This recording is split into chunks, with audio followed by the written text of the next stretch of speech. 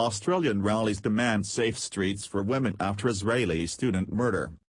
Several thousand people marched through major Australia cities on Sunday calling for safety for women after an Israeli exchange student was murdered in Melbourne.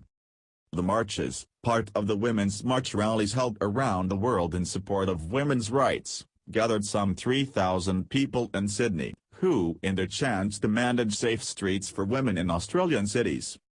Alia Massar, 21, was killed when walking home after a night out with friends in Melbourne, Australia's second-largest city, earlier this week. A 20-year-old man was charged with her murder. Massar's death recharged outrage over violence against women after 22-year-old Eurydice Dixon was killed in Melbourne while walking home after performing at a comedy show in June. Thousands of people gathered at vigils for Massar on Friday and continued to lay flowers at the site of her death. A special tram carrying only flowers late on Friday followed the route of Massar's final journey. In Sydney on Sunday, marchers held signs paying tribute to Massar and other victims of violence.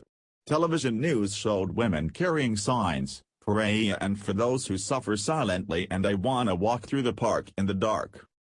I don't want my daughter to grow up in a world where she's unsafe or she can't pursue the opportunities she wants, and I march for my son because I don't want him to grow up in a world where toxic masculinity is acceptable," said Samantha Nolan-Smith, one of several hundred protesters in the Australian capital Canberra, reported Australian Broadcasting Corporation.